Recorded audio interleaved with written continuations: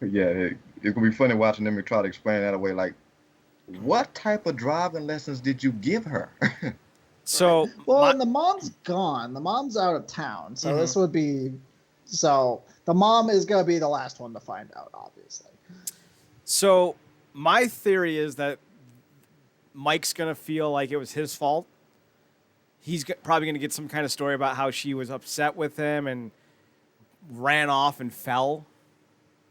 I think Mike finds out in the season finale. Okay. He's gonna walk in and see the giant fucking stripe robot. Yeah, That's yeah, my theory. or if, something's gonna happen at a family function or something, and court's gonna have to go off, and she gets injured or something. Something's gonna happen. But you're right. I mean, that will be a good drop for the season finale. And like I said, we still got like a pin and a lantern that needs a ring. So eventually, that's I guess gonna come up. But like I was telling Zach, like Pat better get his wife, man, cause it's gonna get a little chilly. Like I could just see him just making out like freaking Chris Evans in the first Fantastic Four, just making elevators all cold and stuff. I could see Icicle making a move on Pat's wife. Yep. I can see that. Like father, like son. They got a thing for blondes apparently. Yeah, and we saw he got powers. Yeah, So yeah. I think we're gonna end up seeing the lantern go unused for the series Yeah. because they wouldn't yeah, let them give Diggle the ring. yeah, So I have to imagine they're not gonna, because we've never seen besides the Reynolds movie a live action Green Lantern before. I'm not gonna count that 30-second spot in Smallville. I won't because it was just Alan Scott with a ring on. But I do think if Mike gets anything, it's gonna get the pen, because the pen went yeah. to a young lad. I was going to call him a young man, but then I went with lad and came out lamb. So they gave it to fucking not Wishbone. What was that? Lamb Chop. So they gave the pen to a Lamb Chop. In the comic, they gave the pen to a young man who used it to fight crime. I think his name was Akeem. And I could easily see Mike getting the pen because he's only a few years younger than the dude who had the pen originally. But that was the one character that never really got flushed out during the Johns run, was the guy who held the pen. Because originally it was some dude with a bow tie back in the 40s and 50s. Do you remember that, Zach? He had I don't. fucking tails on his jacket, like those old school hoity-toity like pianist jackets that they wear when they play music, and the fucking tails hang over the bench. Yeah. So I don't know if we're gonna see much with the pen, just because that was the one thing that I think John's never liked. But we'll see. Could be interesting. So do we think that hang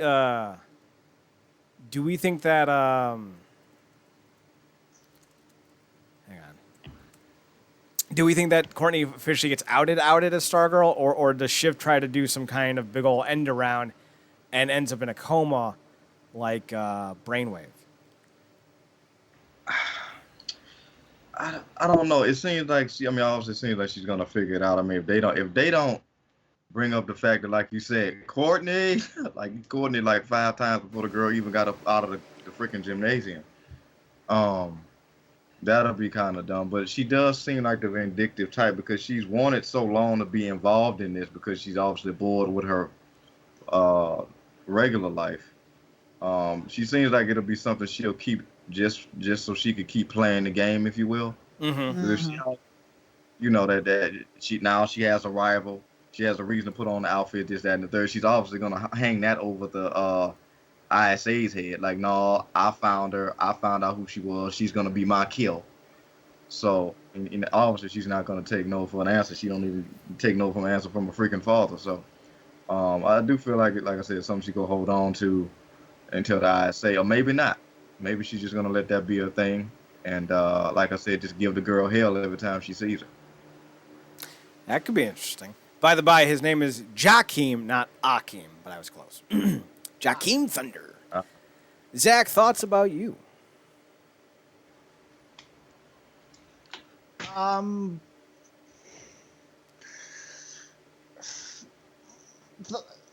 whole, like, I can kind of see them doing the whole she knows thing right away because Courtney obviously knows. If Courtney didn't recognize her without her face covered, then Courtney is a bigger fucking idiot than she appears to be. She's the only person in all of the school with giant blonde big hair. It's not hard to find out who she is. It's really not. It's really not. It might be interesting to see like how they play up that dynamic while they're still going to school.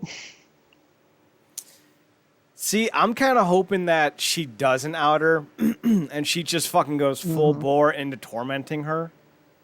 Yep. Because that would be fucking fantastic. Yeah. I am hoping that we get some more of the JSA characters from Jeff Johns' run. I know we're not going to get Liberty Bell or Jesse Quick anytime soon. But like Damage, I would love to see Cyclone. She'd be, excuse me, she would be fantastic. The member of the Legion of Superheroes, Thumb Kalor, becomes the new Starman, and he's just all kinds of crazy. We're obviously not going to get Citizen Steel because Legends fucked that up. Judo Master would be cool. Amazing Man would be awesome, especially if you're looking to diversify the cast a little bit more. And then the one I'm really hoping for is Lance, a.k.a. Magog, the descendant of Gog. Not exactly the best names on that one, but I think they're like ancient Sumerian names for gods, so like I guess I get it. But Lance is also like the nephew of, or like the great-grandson of like Teddy Roosevelt. Do you remember that, Zach? Did you read? I don't. You know a lot more about the JSA than I do. Okay. I was just about to ask if you've read Jeff Johns.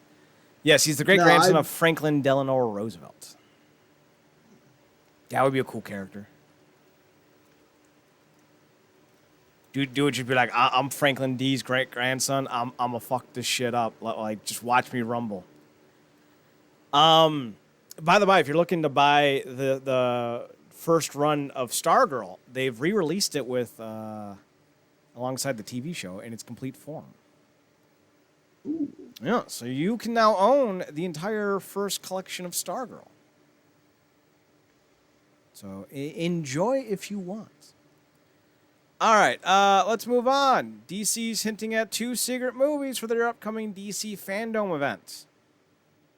Who do we think and who do we want these movies to be? These are unannounced movies. So Aquaman 2, Wonder Woman 3, Shazam 2, Black Adam, maybe? Zach, we'll start with you. Of all the movies in the DC Compendium, who would you want to see get launched, and who do you think it will be? You said there's going to be 2 movies. Yes, 2. Dos movitos. Dos. Can definitely see Black Adam. And I want it. Because it's the fucking Rock. But I will never let my hope die of another Man of Steel movie. I want it. I needs it. I needs Man of Steel 2. Somebody better give it to me. They're not going to, but I'm gonna keep on it. I'm gonna keep on it. I like it. I want it. I want some more of it. I said it. Fucking deal. So a Man of Steel movie, and it's possible, Zachary. It's possible. As apparently Henry Cavill is back in the saddle again. Allegedly. Yeah. Allegedly. So what's your other pick?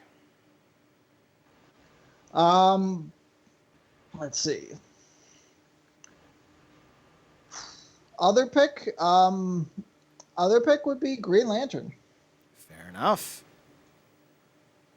Marcus, who do you think, or I should ask you, which 2 movies would you like to see? I think first off, Zach, I'm right there with you with the Man of Steel. Uh, Keep that flag up proudly uh, till my last day. But for me, I mean, obviously, I think these are no brainers, but they should be because anticipation is hype. I'm going with Black Adam. I think that's a necessity, like I said, with The Rock. He's going to get that done. That's been in the pipeline for so damn long. They need to go ahead and get on that. And I think it would be a travesty they didn't announce Aquaman 2. So, like I said, it's that first $1 billion gross. Mm-hmm. So, and I love that film. And I know that there's been some talk about, Wan's Trench movie as well. That could be a potential thing. But I think, like I said, it'll be a no-brainer for Aquaman 2. So, those are my two picks. My two picks, Jonah Hex 2 and Halle Berry's Catwoman 2. Bring it on! All right, I'm not that much of a sadist. I don't know what I would like to see, truth be told. I would love to see Justice League 2 with Snyder. Yeah. I would be 100% on board with that. Let's go with a question movie. Ooh. I think that'd be hilarious. I dig it. The things at the end of a shoelace are called aglets. Their true purpose is evil. Did they already announce some stuff about the Flash, or is that still some kind of type? I would imagine it's some form of limbo now, specifically after that whole Ezra thing happened. Oh, where Ezra got drunk and assaulted a chick? Or is there more Ezra nonsense I'm not aware of? No, that's about it. But there's been so much around that, and I think that's another reason why I made my picks. Those are probably, like I said, those kind of sure bets because DC has kind of been so all over the place between cancellations of shows, their content not being exclusive to any one platform at this point. We already decided to get on the train of touting and getting behind movies that are filmed and just awaiting a trailer, and even Jazz like, no, I'll wait till I see it in the theater, which is really the smartest thing to do. But yeah, I mean, the rumors about a Supergirl movie and stuff about like Batgirl and other stuff like that, like they don't need to announce no damn Birds of Prey 2 or leave the Joker where it's at. Like, get to the stuff you need to address, like you said, possible Green Lantern stuff. Either they gonna movie or serialize it, but we need some concrete stuff. I think Patty has already mentioned that she's gonna kind of take a break, pump the brakes on Wonder Woman 3, and I think she even mentioned doing an Amazon movie, which I would love to see. But they definitely need to get announced stuff that's closer to getting filmed than like 2025 or something like that. While I appreciate the idea of doing more obscure stuff, you got your Doom Patrols, your Stargirls, I'm down with that. When it comes to the movies, we haven't gotten the full buttload of content that we have with Marvel in terms of the big names. We got a Green Lantern movie, and it was at best watchable because it's the only thing we got. We've never had a Flash movie. For 30 years, it was Batman or Superman. Oh, and Supergirl randomly. We couldn't even get a Wonder Woman movie until 2015 or 16. So there's a lot of, like, Martian Manhunter. A Green Arrow movie. Like, let's do a Justice League movie that doesn't suck. Hopefully Zack Snyder can give that to us on HBO Max next year. Maybe a Hawkman movie. That would be baller. Just have him smacking around Adam Strange for 90 minutes while Adam Strange goes, I'm not going to give you what you want, Thanagarian. And Hawkman would be like, I don't give a fuck. I get off on using my mace on people. But they call it a mallet. Oh, damn. How about a Lobo movie? How about a Hawkman Adam Strange Lobo movie? How about a Hawkman Adam Strange Lobo space taxi driver movie? I think all three of us are getting about one thing. New Gods. How about New Gods has already been announced, so I don't think this is going to be one of those. But I am looking forward to the eventual New Gods movie because that's going to be fantastic. Because it seems like Ava DuVernay is really taking her time to understand these characters. All I want is an angry white Orion. Like, that's all I want, because I want to see me on screen. Like, I ain't tall. I ain't handsome. I'm angry. Let me get angry Orion, please. Like, I can't even have Hugh Jackman Wolverine as mine, because I'm 5'5", Hugh Jackman's 6'4". Wolverine's 4'11", bitch. I can't even get short. Give me Orion. Speaking of those sideburns, I just need to see Kellebec get trounced again. Right? By anybody. Like, not even hard. Like, just have Kellebec jump in and have Orion, like, elbow him in the face. Like, what are you doing?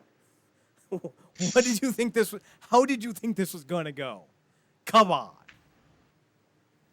I just want Kellebec to be a fucking slapstick character. Is he not?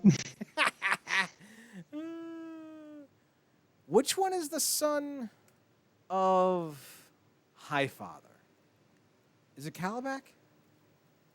No, it's Orion, isn't it? No, No, Orion technically no. was. Yeah. No, Yeah, no. Orion was the son of Darkseid that they traded. And Highfather Rose. Oh, it was wasn't it Doctor? No, not Doctor Strange. It was Mr. Miracle. He was the son of Highfather that they traded for. Because they even addressed it in the Superman animated series. Highfather and Darkseid made a baby trade for some reason, for peace. And Orion was the son of Darkseid. That's why in some issues you'll see Orion kind of go full Darkseid mode, because is Darkseid considered an old god? I thought it was considered a new god. I thought Darkseid was an old god, because Darkseid's family were the original gods, at least established in the Darkseid Wars. Because like Darkseid kills his father, I think, or maybe it was who was it? It was the Anti-Monitor who killed Darkseid's father at one point.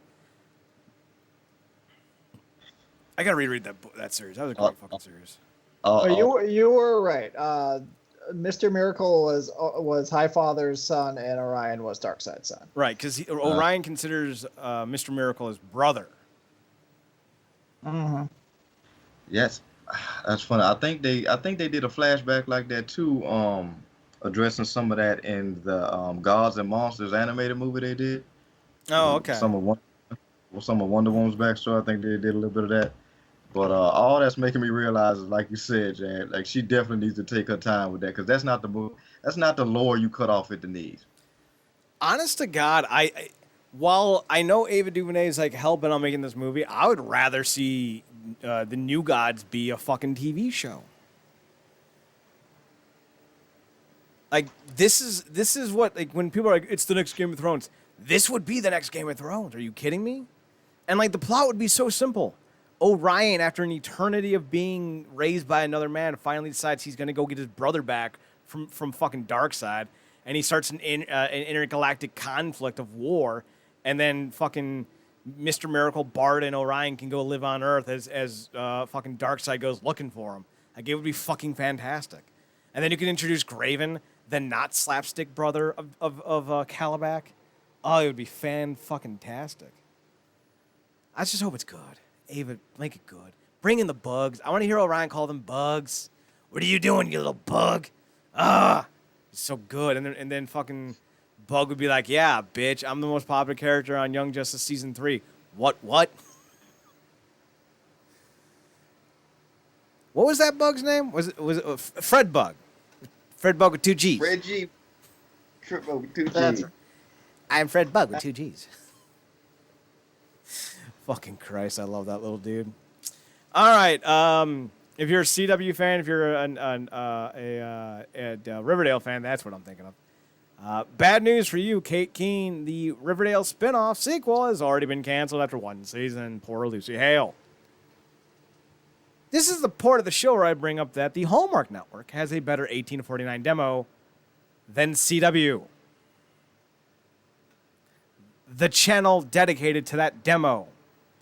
Don't worry, Sci-Fi, who's also doing the same demo hunting, is also being trounced by the Hallmark Network's 18 to 49 demo. And overall ratings. Dude, Hallmark Channel pulls in like 3 million fucking viewers an hour. For a fucking cable network, that's insanity. I'm part of it. I love me some Hallmark movies. I like seeing pretty people have minor obstacles to overcome to find love. Around Christmas. And it's July, so they're on Christmas in July, I bet. Plus, if you want to see, I'm sure they are. If you want to see like half of the DC voice cast, they're on Hallmark Network. Danica Patrick's in like Danica McKellar. Danica Patrick's a whole different person. Danica McKellar's in like 34 different movies an hour on that network. And ironically, she plays the same role every time. Beautiful white woman in her mid-40s who's also like a professor or teacher person. Yeah, and it's kind of like the lifetime narrative of it's just different actors and character names for the same storyline. Like, teacher falls in love with student, yada, yada, yada. Someone gets taken out of hand. 40 people die. Yeah, or neighbor that falls in love with divorcee neighbor falls in love with newly married husband across the street. Yada, and then goes nutso. Then it kills the wife and it kills the husband when he doesn't confess his love to her. You get the Hallmark. It's beautiful young girl fell in love with such and such, left town, returns after years, and they have to re-fall in love and overcome the minor obstacles, like you said. Yes. So, with this would be a fun game. With Lifetime, it's like a Venn diagram. Who's newly single, man or woman? Man, you have two choices: divorcee slash widow, or daughter of divorcee slash widow. That pairs into the same timeline of sleeps with new man, murder ensues. Flip side, it's woman unrequited love for a guy or from a guy. Guy snaps either or because she rejects him or finds out she's dating someone else. Then turns into him stalking her until she kills the bad guy at the end of the film. More than likely killing the and or love interest at some point during the movie as well. On the Hallmark side of things, it's always the same like 5 notes. Either the guy or the girl have been gone from the town for X amount of years, like Marcus said. There's always a love interest who either has a kid, is raising someone else's kid, or works with kids, because that makes them a desirable mate, apparently. There's always some quirky job that someone has, be it like tiny furniture maker in the back of a bakery. They have a minor obstacle like, I'm afraid to confess my feelings for this person. And then it usually revolves either around a beach house or a holiday in which love is confessed and it's absolutely requited, and then they go off and live happily ever after in one of the 14 sequels that they'll eventually make about it. And goddamn it, I love it. Give me all the Hallmark. And it's the only place I get to still see Rodney Peete, former Carolina Panthers quarterback. He's everywhere on that network, man. Him and his wife. They are in like every other ad spot every other hour. I forget her name. I think it's like Vanessa Peete. Is that what it is? Marcus, do you know who Rodney Pete's wife is? She's an actress. I think she was on that LL Cool J show.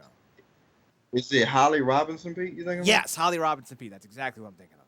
Was she on that LL Cool J show way back in the day? Might have been. Where LL Cool J was playing like a former LA Raiders running back, and he had like a bad leg, and then he was like having a house full of women living with him. It was a great fucking show. Hanging with Mr. Cooper. Was that what it was? No, that was the one she was in, and that was with Mark Curry. Yeah. Okay, so they were both on, I think, what was it, the WB at the time? Let me double check. Was it? No, it was UPN. It was on ABC, apparently. Original network ABC, but it was developed by Warner Brothers. Let's see. LL Cool J.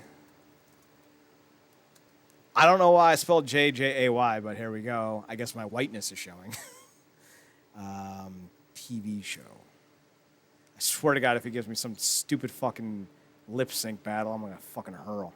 In the House. Oh, I completely forgot that Alfonso Ribeiro is in that show.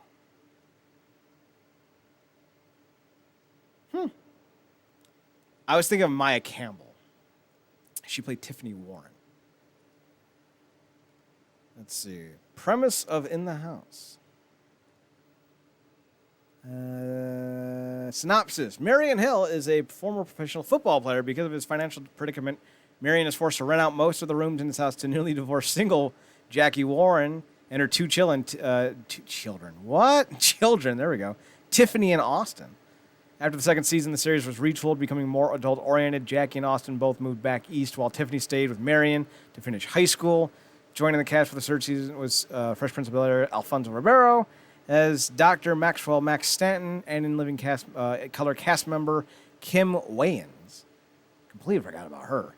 As Tanya Harris, both Maxwell and Tanya helped Marion manage the LA's sports clinic he owns. Then Tanya leaves for the WNBA after season 4. And Tiffany leaves after only 2 episodes in season 5. So there you go. Very interesting show. Yeah, but yeah, like you said, feel bad for Lucy Hill, and I definitely feel bad for Ashley Murray, because Josie left Riverdale for better ventures in, I guess what that was, New York she went to with Katy Keen to kind of find her niche, because obviously there is nothing. Like I said, you're not a main cast member in Riverdale. You ultimate side character. So now she's done too. So yeah, and that's kind of, them's the gambles, I guess. I don't know if CW really knew what they were doing by developing the show, because one, it's not a character people were really aware of. Like Sabrina was a completely different animal entirely, because Sabrina had fucking 30 years of content made with the Melissa Joan Hart series, and then there's a cartoon. So Sabrina's been around for a while, and it's been, I guess, comparatively a successful comic series as well for that Archie brand. But Katy Keen? Like, who the fuck's Katy Keen? And who the fuck is Lucy Hale? Like, why do I see her in everything but don't know her from anything? Like, am I wrong about that? no, that's a sad but I think accurate summation. Like we was talking about with that actor that you showed us in the thing. Sometimes that's just kind of how that ball rolls. Yeah. When it comes to actors, sadly enough, and like I said, it sucks. The CW has always kind of been loyal in terms of recycling a lot of the actors, but then now they've kind of put themselves, like I said, they're propping their entire network on these superhero shows. And, you got shows like All American Valor, some other stuff that they've had. They're kind of letting that fall through the cracks. I think The 100 is coming to an end. Supernatural solidified this place a long time ago, but, they're kind of really basing the bank on these shows. And like I said, I don't think that's good for, diversifying your level of content.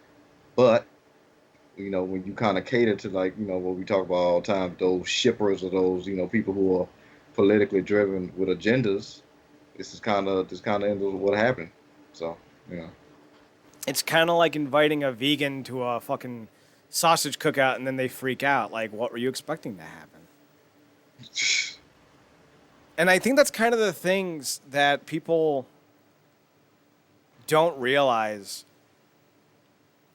When you cater to a certain group, like these shippers, eventually they're going to get to a point where you're no longer satisfying their twisted desires. It's like what we say all the time when it comes to marketing to SJW crowds. Eventually, they're going to come for you. And with shippers, they're going to fall out of love with your show. Now, I think that The Flash is 90% shippers at this point. Hardcore in the West Allen of it all. And frankly, they're so toxic and destructive, I frankly don't want them to ever be a couple again. I hope that they retcon that relationship into oblivion. You can kill Barry Allen again. I'm good. We didn't need to have him back. Wally was fine. So Wally was a better Flash, damn it. In fact, fuck Wally too. Just bring in Bart. Impulse may have been the best. Crash the mode! It's also voiced by Eric Matthews' best friend in the first 2 or 3 seasons of Boy Meets World. So, I mean, obviously I'm a little, biased on that one. But, CW has an opportunity to really market to a broader base, and they choose not to. And I often wonder why, when they have, at times 2 to 3, 4 million people watching their shows on a given hour. If you stopped trying to make your shows specifically motivated to appeal to one political motivation, you would actually be able to have a successful network that wasn't canceling shows all the time. And if you want to do an entire fucking lineup of comic shows, that's fine. Because you have more than enough different types of shows to pick from. You had a great show in Powerless. One network that I've never heard of is doing that Pennyworth series, where he's a private eye or some bullshit like that. So there's obviously a region of the comic sphere that has potential. Pennyworth is airing on Epix. Has anyone ever even heard of that network? I think so. Marcus, what about you? You ever hear of it? No, not until I heard about Pennyworth, and I still haven't watched any of that. Neither have I. It's getting a second season, though. Or at least, it should be. It was apparently being filmed when the pandemic hit. It ain't good. But, you could do that. You could have shows that aren't Berlanti-verse. And I think that's part of the problem. When you have an entire network surrounded by crossover shows, it's very hard to kind of get out of that mess, if you will, and to present other opportunities and ideas. Because Marvel's kind of made everyone want to do interconnecting universes, and while DC has found a way to do it successfully by just making everything canon, which, that's fine. Marvel does the same thing. I'm 100% all on board with a Berthenthal, Lundgren, Thomas Jane, Punisher team-up movie. Yes, please. Yeah. Yeah. And that's an interesting thing, too, and we talked about this as well. And even that, catering to that crowd is dangerous, because at this point, much like those people that just at this point only care about ships, a lot of these people just, they wait for those crossovers just because they want to see everybody together. Mm-hmm. They damn the content. Crisis was not well executed. It really wasn't. But people loved seeing all those characters together, so excuse all the blatant and obvious plot holes that was in that entire crossover. So, but again, the bottom line is the bottom line. The bottom line is numbers. Those crossovers get the numbers, so whatever they got to do every year to get to those crossovers, I think that's where they feel like their bread and butter is at, instead of diversifying actual high quality content across the network with different varying levels of shows. So, like I said, if that's the horse they want to ride out on, or the mountain they want to down, okay, but it's gonna get old eventually. Yep, and we're starting to see it because Katy Keen is gone. Poor Lucy Hale. Can't find any shows to work, I guess. Speaking of can't find any work, that seems to be Joss Whedon's current MO. Ray Fisher, right? That's his name? That's the gentleman's name, Ray Fisher? Uh-huh. I just want to call him Cyborg all the time. Ray Fisher, who is a accomplished stage thespian. I will always look for a reason to say the word thespian when I'm talking about stage plays. It's fun to say because it's so much fun. But Joss he's kind of been having a hard few years. Justice League was terrible. Completely failed. Apparently there was an accusation involved where Ezra Miller's character, The Flash, was asked to do a boob bump at one point, and no one was comfortable doing the spot, but Joss made the stand-in for Wonder Woman, the stunt double, do it anyway, even though she didn't want to do it and Gal Gadot didn't want to do it. So that's kind of skeezy and also very much like, what? That's kind of for a out and out feminist. I don't know. Seems kind of like a giant asshole. So in a Digital Spy interview released in 2015, he criticized the entertainment industry as not being genuine.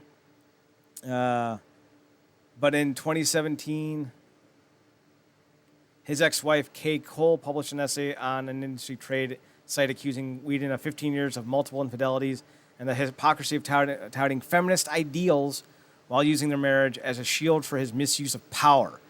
Whedon spokesperson said that the essay contained inaccuracies and misrepresentations, but now Ray Fisher's saying, hey, Joss, you done did some fucked up shit on the set of the Justice League.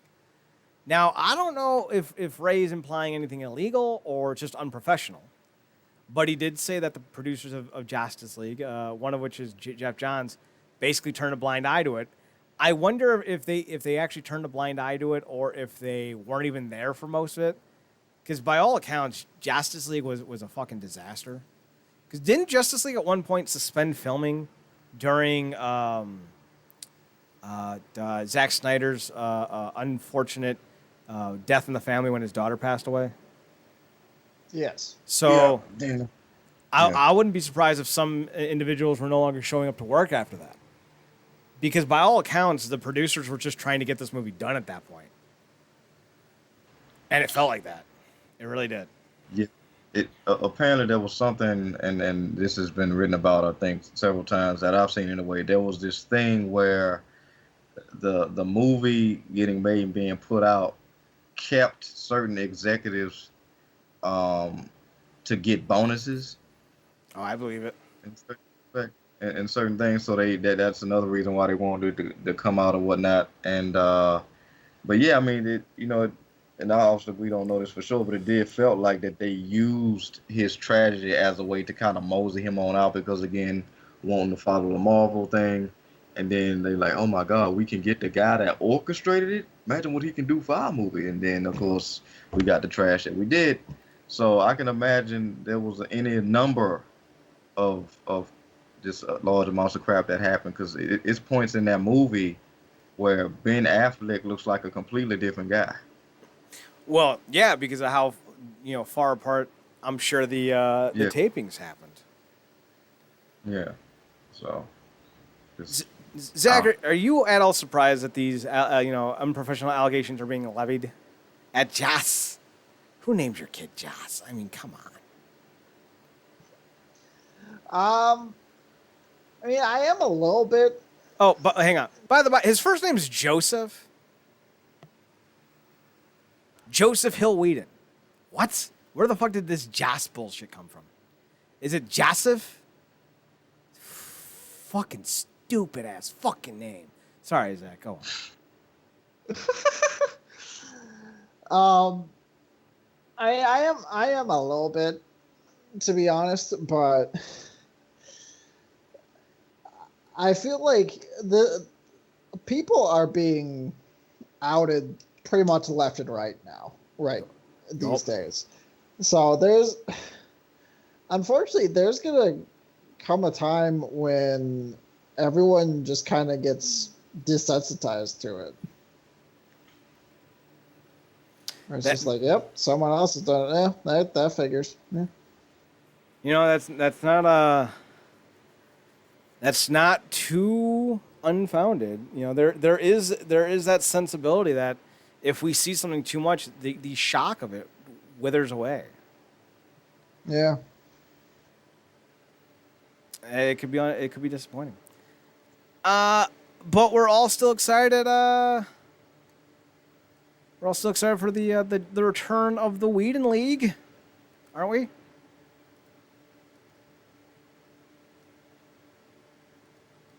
Are we all on board for the Justice League return? I am. Marcus? Absolutely. The Snyder version. No more Justice League. Give us the Snyder cut. I'm very much hoping that they release that sumbitch on DVD. Because I will still buy. Better. Right? I still buy physical media. They may be collector's items, but they're also my only way of guaranteeing that there's some way, somewhere, some form of being able to play this. Right? your internet goes down and all you have is fucking Voodoo or whatever the fuck, you aren't gonna watch shit. Voodoo can be played offline? Can it? I don't know. That's what you said. All you have is Voodoo. No, I'm saying if your internet is gone and all you have is Voodoo, you're not watching anything. Yeah. Because that shit is online. You think people are bitching about masks? Let the internet just shut off for a day. Whew. I'll tell you what. I'm not proud of it, but I would probably be one of those guys going, fucking, what the fuck, AT&T? I gotta work. Oh, that could probably just go up. Can't go to a library. They're still closed. Can't go to a coffee shop. They don't have any in the store seats anymore. So I'd be fucked. Oh, jeez. All right, so we already talked about next week's show. Tomorrow, Swisher and I are covering Friday. We're covering the 4th season of Eureka. Saturday, we are covering Phantom 2040, the video game. For I think it was the Sega Genesis. And then Sunday, Marks and I are going to be doing our 3 count sorts where we do a top 10 of things. Marcus, I think we should do a top 10 TNA OGs. Anyone from 2005 and before. Okay. Top 10 matches from Slammiversary. And then I will defer to your selection for the last one. As always, send me your picks beforehand, so that way I can get some images up and running, and try to send them in the order in which least to greatest, so that way we can have this structured properly. Okay. Because we do these lives, folks. Like, there's no editing here, so we got to get it right the first time around. And Zach and I will be back on Wednesday as we talk more Impact Wrestling. Gentlemen, is there anything else? Let's see who else is gone next week. Could be anyone. Could be everyone. Let's find out. I'm telling you, if Eddie Edwards is the next one to leave, Impact's fucked. Dude, if Eddie Edwards leaves, I'm gonna be like, especially considering the allegations around everyone else, I'll be fucking gobsmacked because I'm like, how could you do that to Alicia? She's adorkable. Right? You just got a daughter. What are you doing? She stood by you when you were doing that crappy acting angle with Sami Callihan. What are you doing? Don't do me like that, Eddie. Don't do me like that. Tails like, she loved you when you started to look like Dreamer. Eddie's got to get out that Dreamer diet, man. I'll tell you what. I'll go full Boomhauer if Memphis fan got to get off the fucking Twinkie, man. I'll tell you what. She's like, all right. So, anyone have anything they need to plug before we go? No, I'm good. Marcus? Yeah. All good here. All right. You can find Zach on his personals at Radiance 2020, RADIANCE 2020 on both Instagram and DeviantArt. Marcus is over at Twitter at ParadoxKid, PARADOXKID. That's me. You can also find him on his other podcast, The True Penny Show, at True Penny Show on Twitter, TruePennyShow. You can find me on Twitter at Chad NerdCorp, ChadNerdCorp. And on the Instagram at Chad's Photo Hut, ChadSPHOTOHUT. And you can find the website at realnerdcorp.com. There might eventually be a name change if I can find one that doesn't cost $2,000. Fucking Christ. Because what I want to do is get like every podcast their own URL to the website. That wouldn't be that expensive. They're usually like $12 a month. So yeah. Let's see. We also have the podcasts are available at iTunes, Podbean, and Spotify. Podbean is realnerdcorp.podbean.com or search Real Nerdcorp on the Podbean app. We're also on iTunes and Spotify. I was about to call it Podify. Spotify and iTunes by searching NerdCorp, NERDCORP. That's about it. Twitter's NERDCORP. I think I already said that. Said it again. Be sure to follow us, like, subscribe, all that good stuff. We'll see you guys next Thursday for another edition of the ComicCorp Podcast. And as always, read more comics. Marcus, take us home. Good night, mate.